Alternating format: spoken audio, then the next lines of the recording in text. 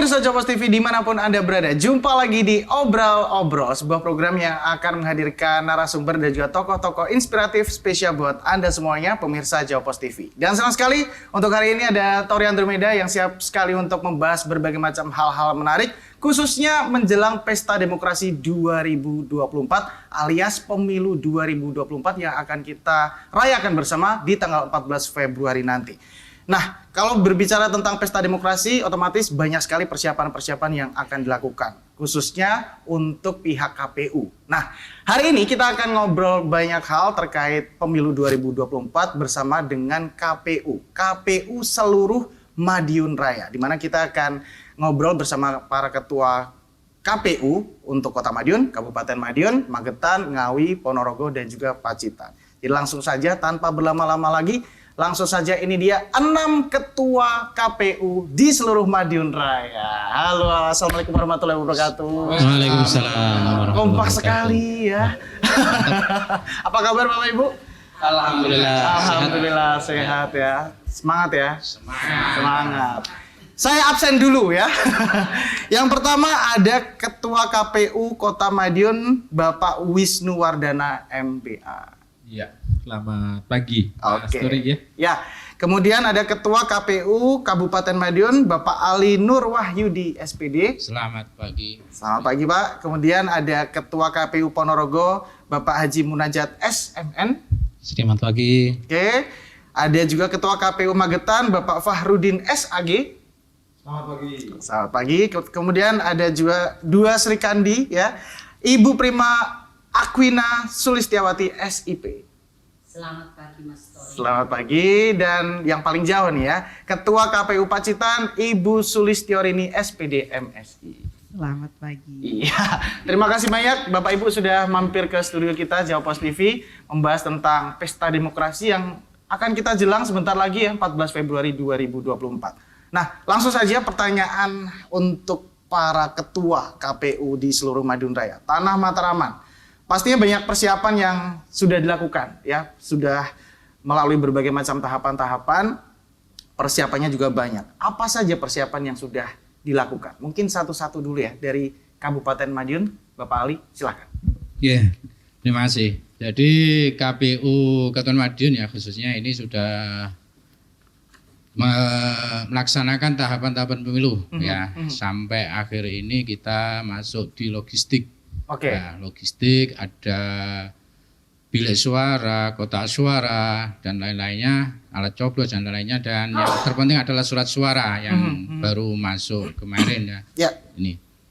Dan ini nanti di untuk Kabupaten Madiun di sekitar tanggal 15 kita akan proses sortir lipat ya untuk Kabupaten Madiun. Mungkin itu ya. Berarti sudah logistiknya sudah sampai, tinggal melakukan sortir dan juga lipatnya ya. Ya. Oke, itu untuk progres di Kabupaten Madiun. Ya. Untuk Kota Madiun, Pak Wisnu, silakan. Iya, tentu saja sama ya yang kita lakukan, ada proses logistik, namun juga kita harus mempersiapkan nih SDM-nya ya, badan ad hoc ya, KPU sampai dengan jajaran ini kita pembentukan KPPS yang nanti akan menjadi garda terdepannya untuk proses pemilu. Betul. Ya, tentu saja itu terkait dengan pemahamannya terkait dengan regulasi harus kita pahamkan. Kemudian juga kita persiapan ya, kalau tadi logistik itu perlengkapan pemungutan suara, terus kemudian dari pesertanya ini masa kampanye ini. Tentu saja sudah ada geliat ya, ada dinamika politik yang ada ya, memang kalau dari KPU kita sebagai penyelenggara kita mempersiapkan segala sesuatunya ya. Persentase berapa persen? Untuk sekarang proses logistik ini sudah sortir lipat sama ya. Sudah sortir lipat. Nanti setelah sortir lipat tentu harus kita masukkan ya ke dalam setting packing ke dalam kotak suara nih. Nah, harus jelas nanti. Kotak suaranya kan ada 5 pemilihan ya. Kita siapkan juga bilik suara yang masing-masing di TPS ada 4 ya dengan alat coblosnya, tinta dan lain-lain. Insya Allah ini kita sudah persiapan ya paling tidak ada 70 sampai 80%. 70 sampai 80%. Oke. Bu Prima, bagaimana untuk Ngawi? Terima kasih Mas. Sama seperti rekan karena tahapan itu kan memang sudah ada jadwalnya. Rata-rata kami semua melaksanakan tahapan yang sama. Jadi memang kita sekarang ini untuk proses rekrut badan ad hoc KPPS ada sekitar 19.580 KPPS kami karena kita ada 2.754 TPS. Kemudian untuk logistik kita sudah memulai sortir lipat untuk surat suara DPD mulai Senin kemarin. Kami targetkan nanti sampai dengan akhir Januari sudah selesai.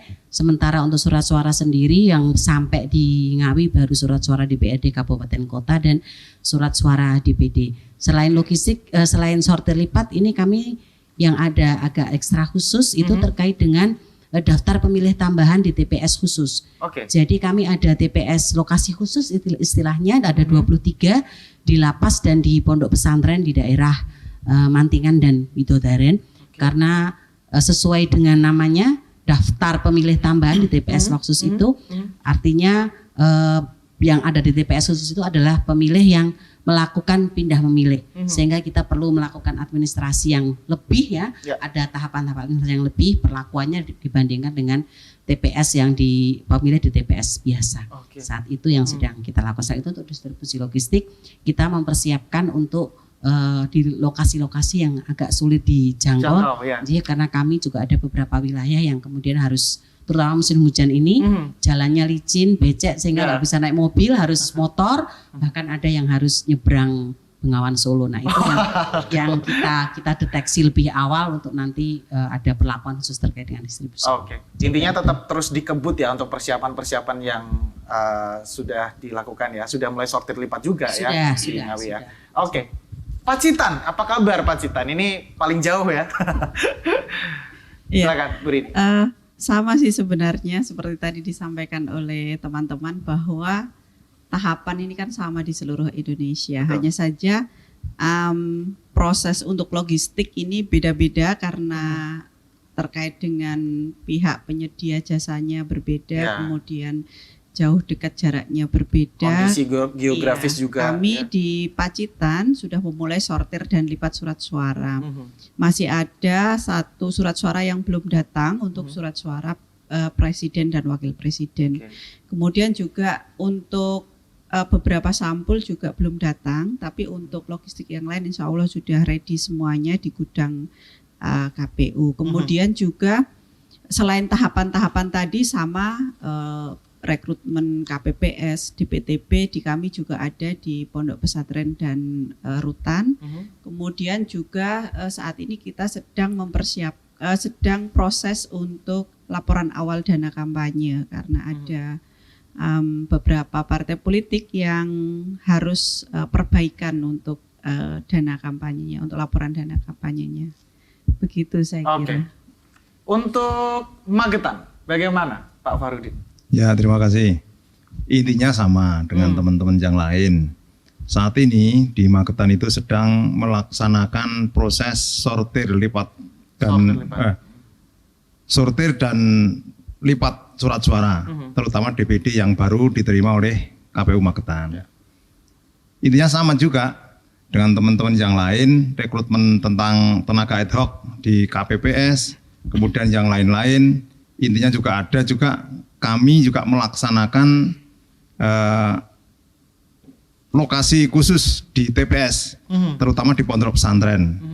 Itu ada 36 lokasi khusus di pondok pesantren Temboro. Itu sedang on proses sehingga kita laksanakan segala sesuatunya akan berjalan dengan baik. Jadi beberapa tahapan juga sudah dilakukan, proses sortir lipat ya sekarang ya. Betul. Apalagi Magetan juga terkenal kondisinya juga banyak pegunungan, dataran tinggi dan lain-lain, tapi sudah sampai semua untuk DPD-nya ya. Sudah 100% ya, tinggal proses sortir lipat saja. Pak Munajat, untuk Bumi Reok, apa kabarnya ini? Ya, terima kasih. Alhamdulillah sehat-sehat semuanya dan juga Bapak-bapak semuanya sehat untuk menghadapi pemilu tahun 2024 nanti.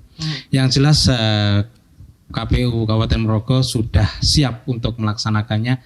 Semuanya sama terkait dengan tahapan-tahapan yang telah dilakukan. Sampai saat ini Kabupaten Ponorogo sudah melakukan sortir lipat terkait dengan surat suara yang datang itu DPRD Kabupaten Kota dan juga DPD. Yang 3 surat suara belum datang, lah itu kita menunggu dari penyedia agar supaya nanti tepat waktu sehingga kita bisa melaksanakan sortir lipat dan setting packing dan lain sebagainya. Dan juga untuk tahapan-tahapan yang lain memang kita juga udah mitigasi terkait dengan kerawanan, bencana dan lain sebagainya. Sehingga kita bisa memetakan mana-mana yang daerah harus kita dahulukan, harus kita prioritaskan dan lain sebagainya.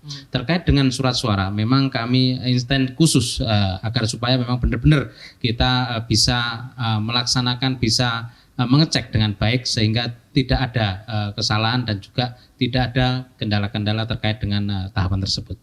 Oke. Jadi semuanya sudah mulai proses sortir lipat. Mungkin kabupaten baru mau melakukannya. Iya. Untuk sedikit ketertinggalan itu gimana, Pak Ali?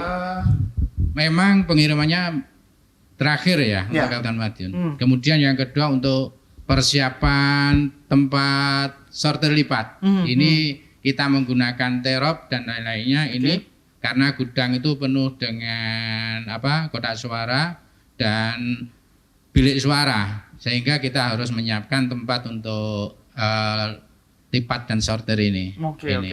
Akan dilakukan untuk sortir lipatnya kapan?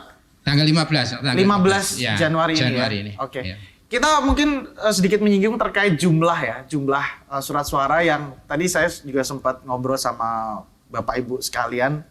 Ada beberapa keunikan terkait jumlah. Ada yang mungkin jumlahnya di hari pertama dihitung sekian, di hari kedua sekian. Nah, ini menarik.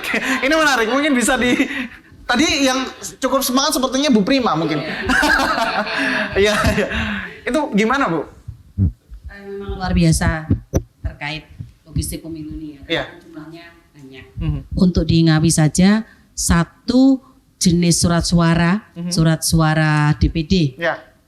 Kita kan sejumlah DPT plus 2%. 2% per TPS. Ya. Jadi totalnya itu 716.750 lembar surat suara. Itu untuk satu jenis pemilihan. Nah, khusus untuk DPRD Kabupaten Kota, surat suara pemungutan ulangnya kan diserahkan kepada kita. Ya. Tambah lagi sesuai dapil. Jadi totalnya kan bisa berjuta-juta. Selalu saja ada geseh-geseh lah kita bahasanya. Terkait dengan Pak itu. Hari pertama dihitung 300, berikutnya sudah 299. Nah, itu hal yang wajar. Kadang mungkin bisa jadi karena konsentrasinya semakin sore semakin melorot gitu ya. Tapi kita ada pelapis gitulah. Jadi tidak hanya satu orang yang melakukan sortir, lipat dan hitung, tapi ada pengawasnya, kemudian ada supervisornya, jadi ada 3 lapis itu.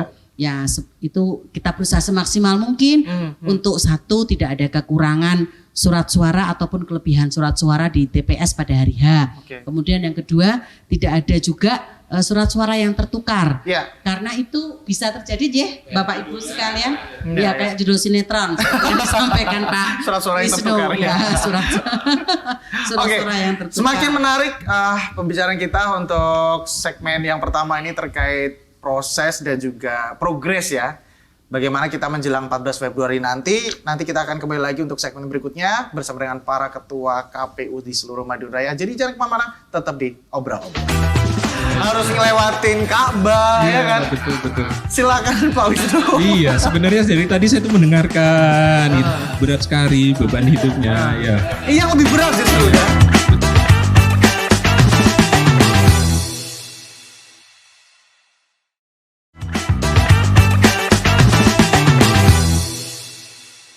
Oke pemirsa Topos TV, balik lagi di Obrol dan masih juga bersama dengan para ketua KPU di seluruh Madiun Raya.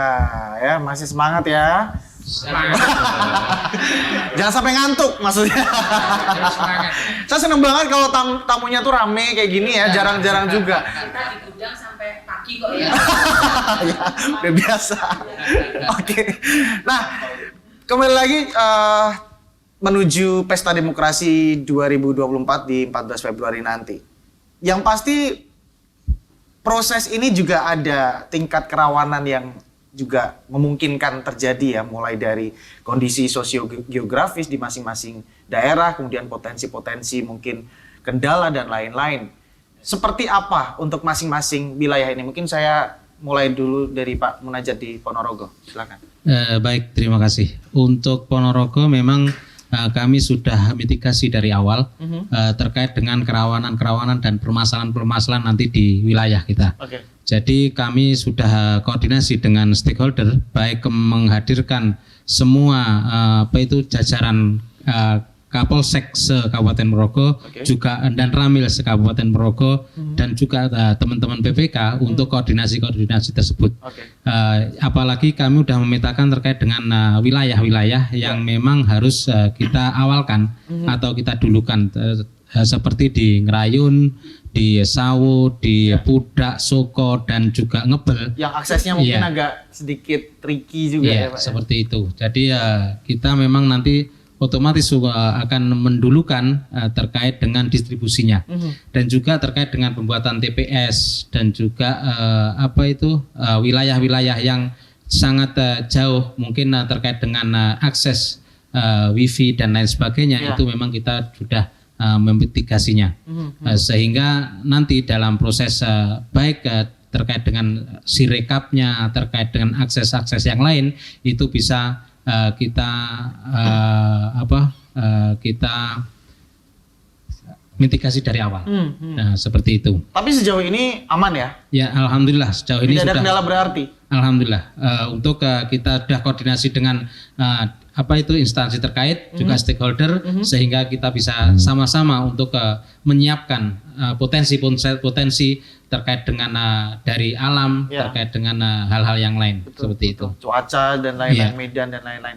Kemudian Pak Farudin di Magetan, apalagi ini kan banyak daerah-daerah yang sepertinya cukup sulit dijangkau. Seperti apa Pak Farudin untuk kerawanannya? Jadi gini, kalau melihat Magetan itu kan ada dua geografis. Ya. Ada dataran yang tinggi, ada dataran yang rendah. Ya.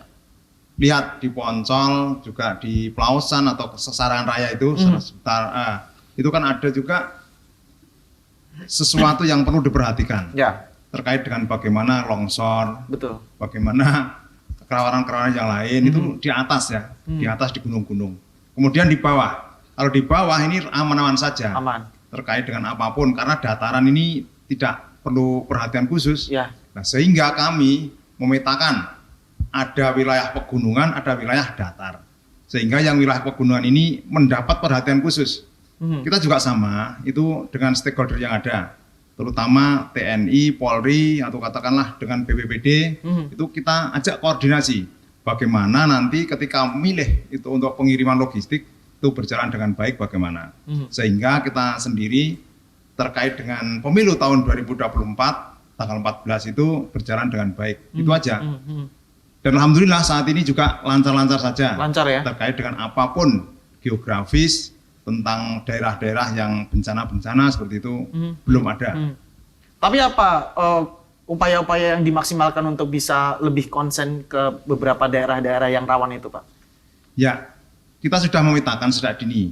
Bagaimana pemetaan dini itu, kalau biasanya yang tahun-tahun kemarin itu rawannya di mana, titik-titik rawannya dan sebagainya. Kemudian tahun ini juga, apalagi nanti ketika pemilu, ketika pemilu itu nanti kita sekali lagi kita akan memetakan dengan BPBD terkait dengan apapun yang terjadi di sana. Tapi sudah diantisipasi. Oke.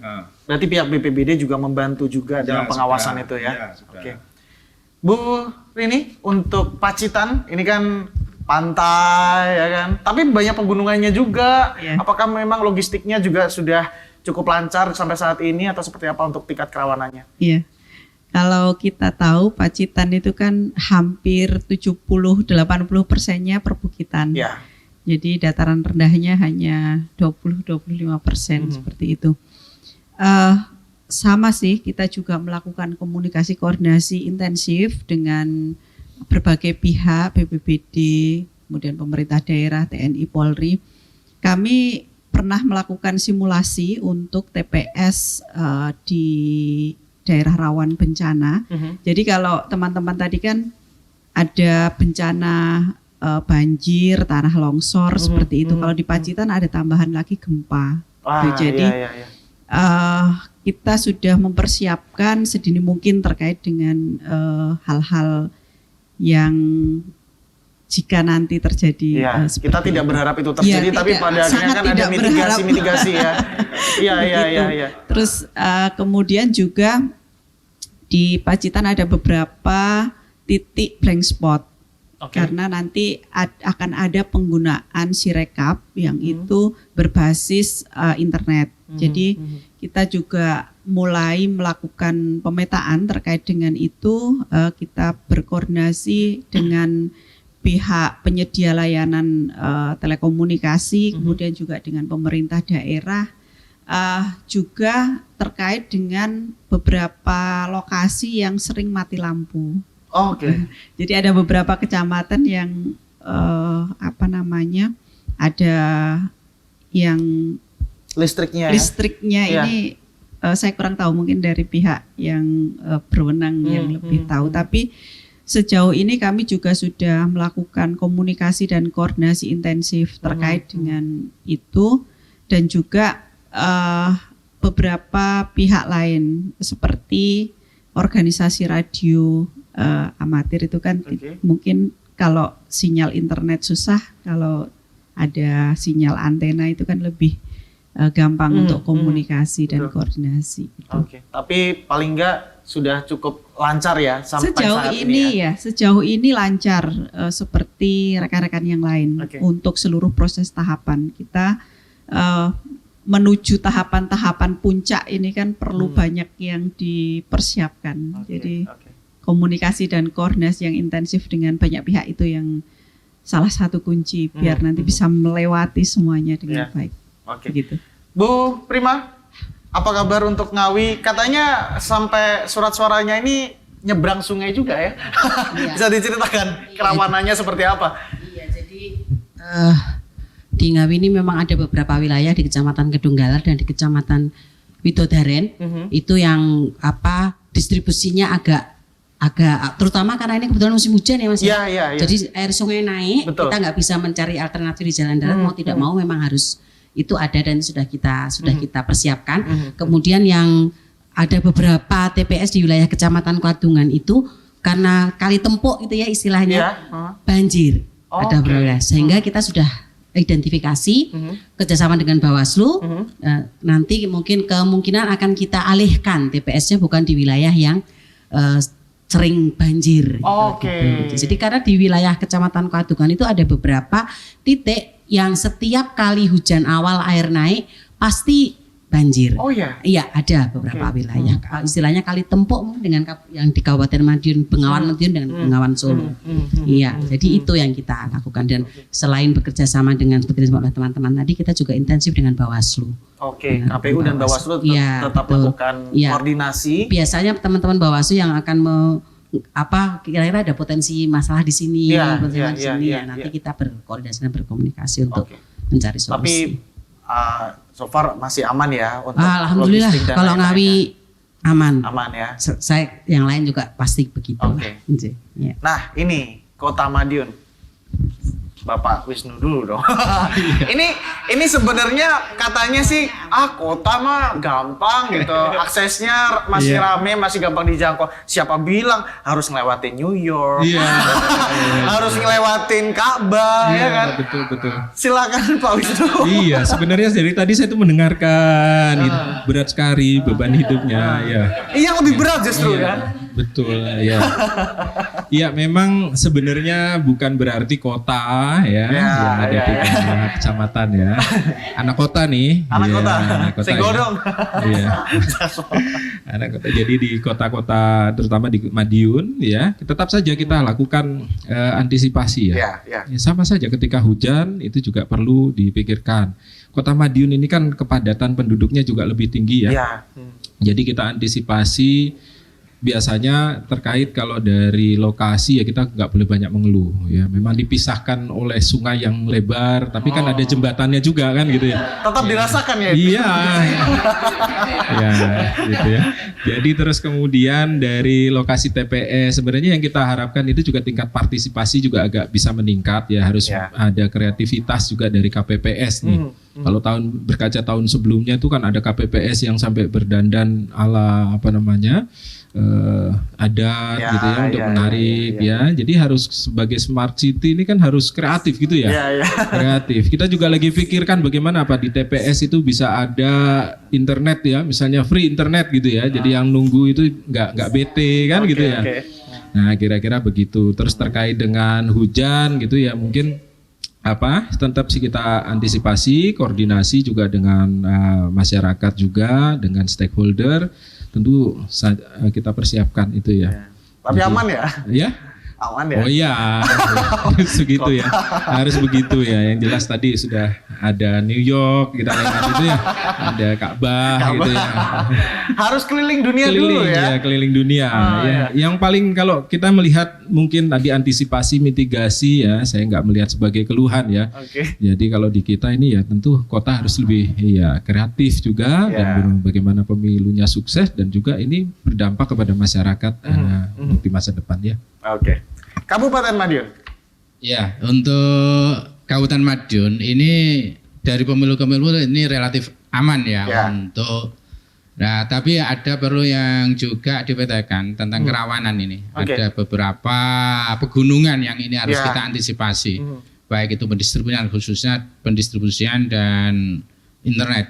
Kita sudah cek, sudah koordinasi dengan beberapa pihak stakeholder terkait. Jadi ada beberapa kecamatan yang pegunungan, ada di Saratan, ada di Kare, ada di Gemarang dan di Dagangan. Ini makanya kita antisipasi dulu, kita koordinasikan terkait distribusi nanti, ya distribusi logistik. Jadi akan kita dahulukan daerah-daerah yang pegunungan itu untuk termasuk di Kare. Ya, di Kare itu kan. Tapi kita cek internet sudah lancar semua lah, ya di pegunungan itu. Yang dulu-dulu itu memang kalau masuk Kare misalnya itu internet udah nggak ada, sinyal udah nggak ada. Tapi sekarang udah bagus. Tapi untuk potensi bencana ataupun cuaca mungkin Pak yang ada di Kabupaten Madiun setinggi apa? Untuk bencana ini biasanya ya di daerah pegunungan itu kan kadang-kadang itu ada yang longsor, terus hujan yang ini yang tidak bisa kita hindari ya, musimnya musim penghujan. Sehingga KPU ini untuk pendistribusian ada kantong besar untuk kotak suara, ya untuk kalau waktu hujan itu insya Allah aman lah, untuk aman. Jadi sudah antisipasi dari KPU ada kantong plastik besar untuk pembungkus ya kotak suara itu. Berarti itu artinya semua daerah sudah melakukan mitigasi bencana juga bersama dengan stakeholder lain, kemudian juga melakukan sinergitas mungkin dengan BPBD dan lain-lain terkait bagaimana surat suara ini bisa benar-benar bisa sampai dan bisa menjamin hak-hak masyarakat untuk bisa memilih di tanggal 14 Februari nanti ya. Jadi yang difokuskan di KPU ini tidak hanya menjaga bagaimana logistik ini bisa sampai, tapi juga yang menjadi PR adalah bagaimana meningkatkan tingkat partisipasi pemilih, khususnya pemilih pemula. Nanti kita akan bahas di segmen berikutnya, jadi jangan kemana-mana, tetap di Obrol. Pendataan pemilih terakhir, pemilih yang gen Z ya, kalau saya kan milenial ya. Oh iya. Boleh. Gen Z.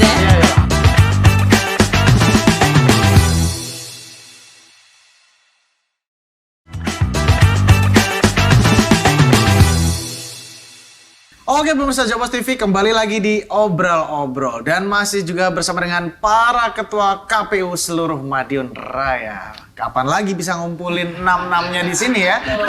Jarang-jarang ini ya. Baru kali ini rekor ya. Iya, harus main-main ke sini lah Bu Prima ya. Iya, perjalanan juga jauh. Sering-sering lebih baik ya. Paling jauh kan di Arab ya, di New York.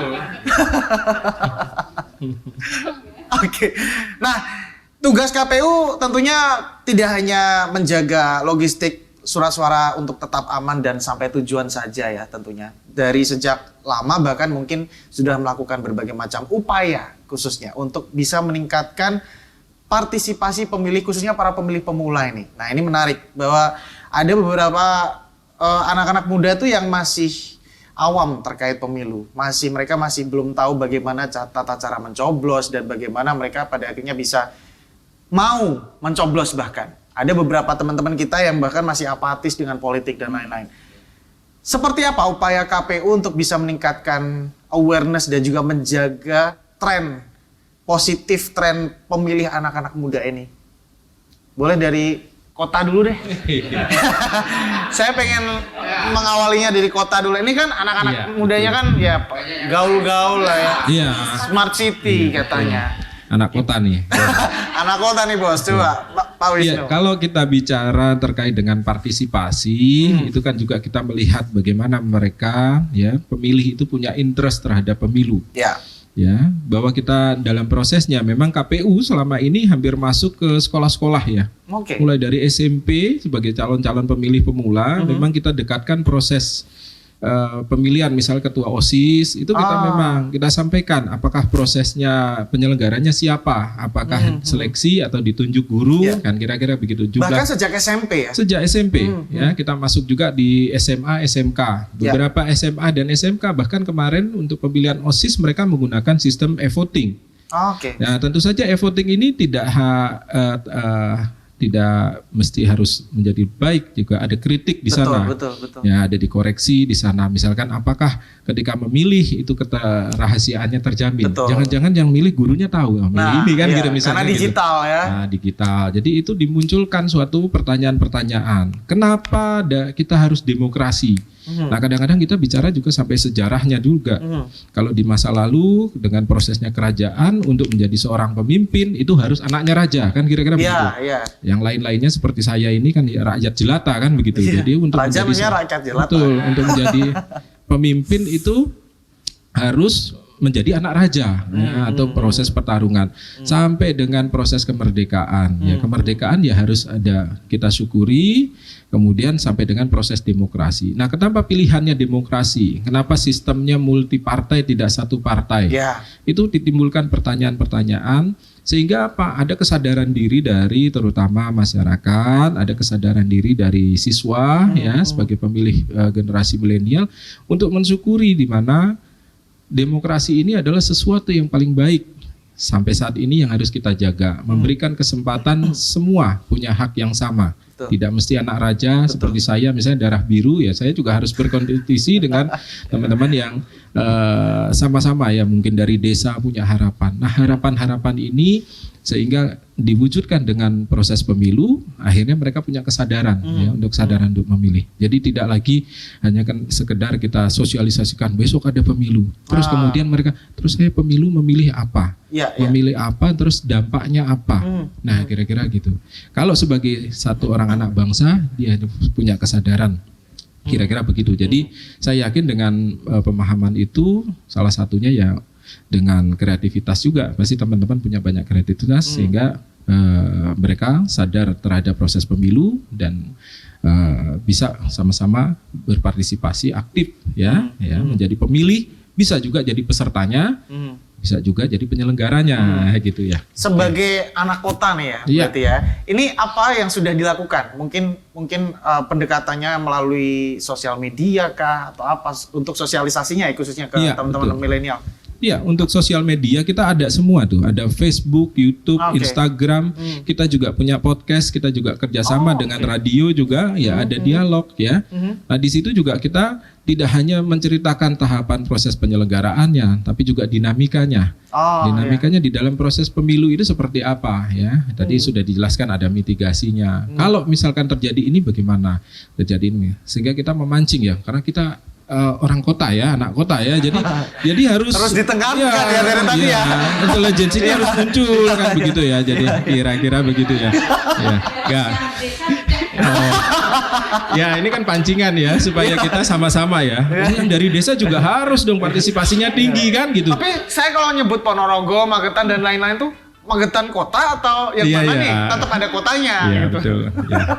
Oke, saya kira itu ya. Ya, berarti tetap sudah ada upaya-upaya yang sudah dilakukan, ya. pendekatan-pendekatan ala milenial lah. Milenial ya. Jadi termasuk nih generasi-generasi yang muda, kaum rebahan bagaimana bangkit. Bangkit dari rebahannya untuk bisa memilih. Iya dong. Iya. Gitu ya. Kabupaten Madiun, bagaimana upayanya? Ya, jadi suatu kewajiban sebagai penyelenggara KPU itu bagaimana masyarakat ini menggunakan hak pilih. Ya. Jadi partisipasi masyarakat pemilih ini tinggi. Betul. Kalau partisipasi masyarakat tinggi menggunakan hak pilih itu tinggi, itu berarti penyelenggara KPU ini berhasil. Ya. Jadi sudah banyak yang kita lakukan terkait dengan meningkatkan partisipasi masyarakat khususnya pemilih pemula. Ya. Ada Go to School, ada Go to Campus juga ya yang kita laksanakan. Kemudian juga lewat media sama dengan teman-teman yang di kota ada kita memang diwajibkan lewat media ya media sosial. Ada Facebook, Twitter, ada IG dan lain-lainnya. Kemudian juga sosialisasi di masyarakat, ini ada tokoh-tokoh masyarakat, kita berikan sosialisasi juga, mahasiswa juga, ya kita kumpulkan, kita sosialisasikan. Memang tahapannya memang ada untuk sosialisasi itu. Jadi harapan kita masyarakat bisa menggunakan hak pilih semuanya lah, ya terkait dengan itu. Betul, apalagi untuk pemilih pemula ya, supaya mereka juga pada akhirnya bisa merasakan pesta demokrasi mau nyoblos pemimpin gitu ya untuk masa depan ya. Betul. Nah sekarang Bu Prima nih, yang katanya masih berjiwa milenial. Bagaimana upaya-upaya Bu Prima dan juga KPU Ngawi untuk bisa dekat dengan anak-anak muda, menjaga tren pemilih muda ini bisa tetap tinggi?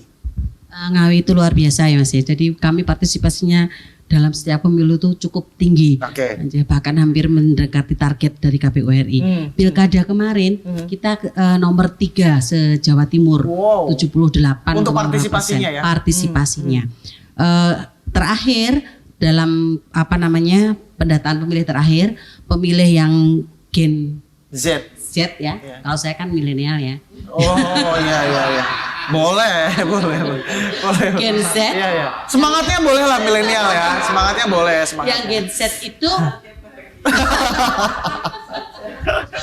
ada 14,9%. Sebenarnya masih lebih banyak generasi milenial ya, sekitar 25%. Tapi cukup banyak ya. Nah, tugas untuk melakukan pendidikan pemilih dan mengajak partisipasi masyarakat itu kan sebenarnya tidak hanya di KPU. Tapi peserta pemilu juga bertanggung jawab. Nah, di Ngawi kalau saya melihat cukup aktif peserta pemilu itu melakukan mengajak sosialisasi untuk pemilu. Nah, tapi yang kemudian harus kita perhatikan di sini trennya kalau di Ngawi orang itu milih masih karena dikasih apa? Iya. Ada imbal balik. Nah, orang bilang politik uang dan sebagainya. Nah, itu memang masih mendominasi kalau saya melihat. Sana masih lebih banyak, akan lebih banyak dipilih. Itu masih tren seperti itu masih terlihat. Dan juga internet, berita-berita itu juga mudah orang-orang lebih pemilih di Ngawi itu mudah percaya terhadap hal-hal yang demikian. Sehingga kami selain melakukan seperti yang oleh teman-teman yang lain go semuanya itu sosialisasi pendidikan pemilih, kita juga satu hal yang selalu kami tekankan kepada teman-teman badan ad hoc kita juga, karena kita juga mewajibkan mereka untuk melakukan sosialisasi adalah melakukan pendidikan untuk menjadi pemilih cerdas. Gitu, terutama kepada teman-teman generasi Z, generasi X itu ya, atau itu bahwa jadilah tidak hanya sekedar datang karena dikasih berapa, itu kan, tapi kesadaran untuk bisa memilih calon pemimpin masa depan itu. Dia datang, dia memilih itu dia paham apa dia datang. Menjadi pemilih cerdas itu yang bagaimana itu yang kita sampaikan di Ngawi. Jadi walaupun Ngawi itu nggak kota-kota amat ya seperti tadi yang disampaikan, tapi trennya luar biasa untuk berminat untuk datang ke TPS karena memang peserta pemilu juga melakukan hal-hal mengajak. Nah, itulah yang kemudian kita jaga, kami dari penyelenggara menjaganya agar pemilihnya itu menjadi pemilih yang cerdas. Jadi worth it lah dia datang tuh ya setimpal dengan upaya-upaya yang dia lakukan untuk datang ke TPS. Oke. Pak Munajat dulu deh. Yang kali ini yang paling jauh yang terakhir nanti. Ponorogo bagaimana untuk para pemilih pemulanya, para anak-anak mudanya? Sebenarnya kalau Ponorogo hampir sama aja. Seperti bapak-bapak dan ibu-ibu semuanya itu Ponorogo juga yes lah. Yes. Jadi anak-anak mudanya juga kayaknya aktif juga ya. Iya, terus memang kami juga senang dan bahagia terkait adanya kurikulum merdeka dari sekolah-sekolah tersebut sehingga adanya kurikulum untuk mengikut sertakan kepemiluan, pengetahuan kepemiluan sehingga anak-anak yang dari dini dari SMP, MTS dan lain sebagainya itu udah diajarkan dan juga dikasih pengetahuan terkait dengan kepemiluan. Termasuk pendidikan politik. Iya, seperti itu. Dan juga kami sering bekerja sama dengan teman-teman dari SMK, SMA, bahkan dari SDM sederajat itu memang sering sekali kami diminta untuk pendampingan terkait dengan pemilihan OSIM, pemilihan OSIS dan lain sebagainya. Dan kami menekankan juga kepada teman-teman penyelenggara di bawah baik BPK maupun BPS itu untuk masuk ke dalam jaringan-jaringan pendidikan di wilayahnya untuk menjaring dari anak-anak Gen Z tersebut karena memang mereka itu kan pemilih pemula. Betul. Yang di Ponorogo itu ada sekitar 20.000 pemilih pemula yang mungkin juga, tanggal 14 Februari nanti baru sekali untuk memilih tersebut. Iya. Jadi harus tahu berapa pemilihannya, bagaimana mekanismenya agar supaya tidak rusak bagaimana dan lain sebagainya. Itu memang kami selalu gencar untuk mensosialisasikan. Baik juga terkait dengan di sosial media kami, terkait dengan di Instagram, di Facebook dan juga di IG dan lain sebagainya, TikTok dan lain sebagainya. Itu memang sering untuk anak-anak yang milenial itu atau Gen Z itu memang menggunakan terkait media-media tersebut. Oke. Ya, yang paling sering dibuka lah ya sosial media lah ya. Magetan? Oke, ya. Saya jadi anak lereng Lawu. Oh iya. Bisa gunung, ya ora kota kok. Ya. Jadi sama dengan teman-teman yang lain, intinya kebetulan kami yang paling beda itu kami memaksimalkan untuk RPP.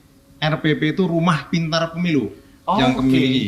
Jadi anak-anak datang dari SMA ataupun SMK dan lain sebagainya datang ke tempat kami. Terus diadakan di sana ada sedikit materi-materi tentang kepemiluan. Bagaimana memilih pemimpin, bagaimana memilih anggota legislatif, eksekutif, dan sebagainya. Itu lewat RPP. Tapi untuk yang sudah punya hak pilih ya? Iya. Demikian, Rumah Pintar Pemilu. Jadi gimana cara mencoblos. Terus ada setting-settingnya bagaimana terkait dengan bentuk-bentuknya TPS itu bagaimana, masuk kota itu bagaimana, seperti itu. Sehingga kita langsung saja secara teknis latihan-latihan kepemiluan itu di Rumah Pintar Pemilu. Jadi kayak praktek sekalian? Iya. Iya. Demikian juga cara mendampingi teman-teman seperti tadi ada pilihan OSIS dan lain sebagainya, ya itu juga ada simulasinya. Simulasinya gitu. Ya. Jadi pemilihan ketua OSIS itu kayak pemilu kecil untuk mereka ya. Betul. Yang miniatur miniatur pemilu dan mungkin dari situ mereka sudah mulai tahu lah bagaimana memilih pemimpin mereka, sudah tahu tata caranya walaupun mungkin beda jauh dengan pemilu presiden dan wakil presiden misalnya, tapi dari situ ada beberapa latihan-latihan juga ya. Dikit aja untuk Pacitan, anak-anak mudanya bagaimana? Iya. Agak berbeda juga sih dengan yang lain-lain. Maksudnya kalau di Pacitan ini memang menjadi salah satu kabupaten kota dengan tingkat partisipasi yang rendah di Pacitan. Ya, sejauh ini ya. Di 2020 kemarin saat pilkada dalam kondisi COVID itu kami mulai bangkit untuk mendekati anak-anak muda dalam hal sosialisasi dan juga kegiatan-kegiatan kreatif untuk meningkatkan minat mereka terhadap proses-proses kepemiluan, dan alhamdulillah di 2020 kemarin partisipasi kita meningkat lebih dari 10% gitu, dan mudah-mudahan ini juga akan bergerak terus untuk pemilu 2024 ini. Jadi memang kita banyak mendekati segmen-segmen anak muda dalam proses sosialisasi baik ke sekolah maupun ke organisasi-organisasi yang berbasis kepemudaan gitu. Mereka kan nantinya para leader di masing-masing organisasi ini akan menjadi semacam pendidik sebaya bagi teman-teman segenerasinya untuk influencernya lah ya. Iya. Bahasa gaulnya sekarang begitu. Jadi mereka akan memberikan edukasi, akan memberikan informasi kepada teman-teman sebayanya terkait dengan hal-hal kepemiluan ini. Jadi lebih mudah masuk daripada mungkin generasi X yang memberitahukan ke generasi Z. Mungkin tidak seperti seorang guru yang memberikan pengajaran ke muridnya, tapi ke sesama umurnya sama gitu mungkin lebih gampang itu. gitu ya. Jadi mulai kita bangkitkan itu di Pilkada 2020 kemarin dengan lomba-lomba film pendek, lomba-lomba karikatur dan lain sebagainya. Dan cukup efektif? Cukup efektif, iya. Ya, semakin seru. Masih ada satu segmen lagi. Kita akan membahas terkait Pesta Demokrasi 2024 yang ya 1 bulan lagi lah ya kita akan jelang. Jadi jangan kemana-mana, tetap di Obrol-Obrol. Seluruh badan ad hoc sudah kami wanti-wanti untuk jangan sampai ada satupun pemilih di daerahmu yang tidak tahu kalau 14 Februari itu ada.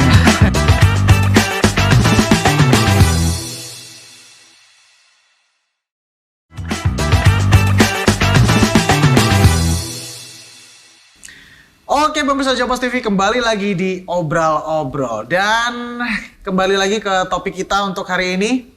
Partisipasi pemilih untuk 2024 Pesta Demokrasi yang akan kita jelang di 14 Februari 2024 nanti. Berapa target realisasi untuk pemilih di tahun ini untuk Kabupaten Madiun, Kota, Ngawi, Magetan, Pacitan, Ponorogo, satu-satu? Untuk Madiun ya, untuk Kabupaten Madiun kita targetkan di pemilu 2019 kemarin 76% ya. 76%. Untuk 2024 kita targetkan sekitar 80% lah, 80-an, 80% ya. Naik, kita naikkan ya. harus. Jadi kita sekali lagi penyelenggara pemilu berhasil jika partisipasi masyarakat itu tinggi. Betul, betul. Itu dikatakan berhasil, sukses itu partisipasi masyarakat itu tinggi. Oke, ya. 80% ya. Naik 4% ya, dari 76 ke 80 ya untuk Kabupaten Madiun. Kota Madiun? Iya, Kota Madiun sebenarnya sudah cukup tinggi ya. Sudah mendekati 82%. Oke. Ya tentu saja ini kan kita harus tingkatkan. Apalagi kalau kita melihat trennya ini juga tadi sudah saya sampaikan pemahaman di masyarakat semakin tinggi. Ya, terus kemudian dari proses penyelenggaraannya itu juga semakin rapi karena pendataan pemilih ini kan juga kita semakin baik ya. Jadi orang pindah memilih aja datanya tercatat ya. Setiap kita melakukan pengecekan hampir semua memang sudah masuk di dalam data pemilih ya. Jadi sudah ada kesadaran pemilih ya. Tentu saja kalau tadi 82% kita ya paling nggak meningkat ya harusnya tambah 2% lagi paling tidak ini ya. Bisa sampai ke 84 ya harusnya. Harusnya begitu. Karena kita harus semakin optimis ya. Kalau penyelenggara pemilunya ya pasti harus optimis ya. Kita lihat juga konteks di masyarakat. Tentu ini harus disengguyung bareng dengan segenap stakeholder juga masyarakat dan seluruh penggiat pemilu. Yang namanya target juga tetap harus meningkat ya. Dari 82 ke 84% untuk betul sekali. Bu Prima. Jadi kalau bicara soal target partisipasi ya, pemilu ini kan hari libur atau yang diliburkan.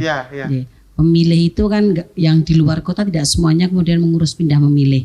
Pemilih masih KTP Ngawi tapi bekerja di luar kota juga banyak gitu ya. Jadi, walaupun memang tadi disampaikan lebih semakin baik gitu.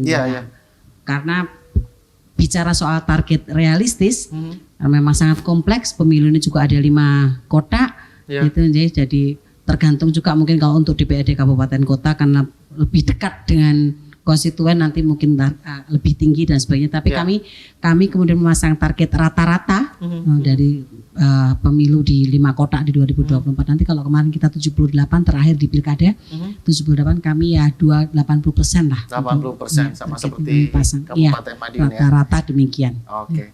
Bu Rini, Pacitan nih, targetnya berapa Iya. nih? Sebenarnya kurang semangat. Kalau mau target realistis ya memang di 2019 kemarin kita di bawah angka rata-rata nasional. Angka rata-rata nasional kan 77,5% di 2019 kemarin dan kita di bawahnya 75%. Sebenarnya kalau mau realistis kita memang insya Allah naik ya di tahun 2024 ini dengan berbagai macam kreativitas sosialisasi yang dilakukan. Kalau kami mentargetkan minimal sama dengan target secara nasional seperti itu. Kami berupaya seluruh badan ad hoc sudah kami wanti-wanti untuk jangan sampai ada satupun pemilih di daerahmu yang tidak tahu kalau 14 Februari itu ada pemilihan umum. Jangan sampai di 14 Februari masih ada yang rebahan ya. Dan sampai nggak milih. Iya. Jadi seperti itu. Kita mulai dari sekarang setiap PPK PPS di tempat kami tidak pernah libur. Setiap malam Jumat itu mereka datang ke acara-acara yasinan. Setiap minggu datang di acara-acara arisan. Setiap sore mereka datang ke tempat latihan sepak bola, tempat latihan voli dan lain sebagainya. Jadi kalau kami realistis mentargetkan minimal sama dengan target secara nasional. Berapa target nasional? 79,5. Begitu. Pak Farudin? Ya. Bismillahirrahmanirrahim. Ya. Dengan mengucap. Ya, jadi kami juga kalau target nasional itu 79,5%, malah saya itu juga sama dengan Mbak Prima dan Mas Ali, 80%. Alhamdulillah, semoga nanti benar-benar terlaksana dengan baik. Ya itu. Karena sekali lagi ketika memang target itu terpenuhi berarti KPU dianggap berhasil ya. Betul. Berhasil dalam menjalankan tugasnya penyelenggaraan pemilu. Terus segala sesuatunya ya kita ikhtiarkan lah. Betul. Terkait dengan apa-apa yang menjadi tugas-tugas kita untuk melaksanakan sosialisasi kepada semua kalangan. Betul. Ya, gitu aja. Pak Munajat, Ponorogo? Siap. Kalau Ponorogo memang alhamdulillah dari pemilu ke pemilu itu lebih baik lagi dan memang kita optimis untuk pemilu ke depan itu untuk partisipasi akan lebih meningkat dengan baik. Kalau kemarin itu sekitar 78%, otomatis kita ya menjangkau sekitar 80 lah. 80%. Seperti itu. Oke.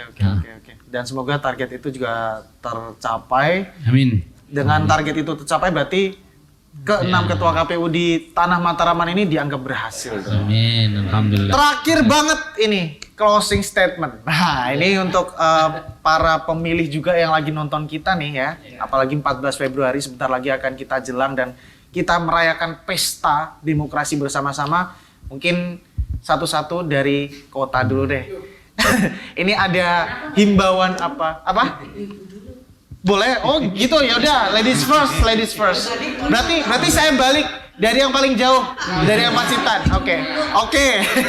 Ladies first dari yang paling jauh dari Pacitan, kasih closing statement untuk masyarakat terkait 14 Februari. Silakan. Amit, Mas. Satu-satu nanti, tenang. Iya. Jadi saya tentu mengharapkan seluruh proses perjalanan tahapan ini bisa berjalan dengan baik dan lancar. Kami mengharap seluruh warga, utamanya di Kabupaten Pacitan, ini bisa berbondong-bondong datang ke TPS 14 Februari menggunakan hak yang sudah diberikan oleh negara ini kepada masing-masing pemilih dengan sebaik-baiknya sesuai dengan kemantapan dan keyakinan hati. Saat ini sedang proses kampanye, ini adalah waktu yang tepat untuk memilah dan memilih mana-mana calon yang layak dan nanti bisa membawa kemakmuran, kesejahteraan untuk bangsa dan negara Indonesia. Bu Prima, Terima kasih. closing statement. Tanggal 14 Februari 2024 nanti adalah hari H pemungutan suara. Orang mengenal, terutama generasi Z, mengenal 14 Februari adalah hari Valentine Nah, atau hari kasih sayang. Ya. Monggo selain hari kasih sayang, kita kenali juga itu sebagai hari kasih suara. Ya. Jadi, sehingga nanti mari semuanya saja sudah punya hak pilih untuk berbondong-bondong seperti disampaikan tadi, memberikan hak pilihnya. Hari kasih suara, kita kenali hari itu sebagai hari kasih sayang dan hari kasih suara. Pemilu cinta. Iya, betul. Pak Munajat. Siap. Kalau Ponorogo singkat saja. Gunakan hak pilihmu karena suaramu merupakan sarana integrasi bangsa. Nice. Ya. Pak Farudin. Ya, saya juga sama, cukup singkat dan padat. Jangan lupa untuk 14 Februari tahun 2024 berikan suaramu untuk memilih pemimpin. Karena satu suara adalah untuk menentukan masa depan bangsa. Yes, mantap. Pak Ali. Ya, jadi Kota terakhir ya.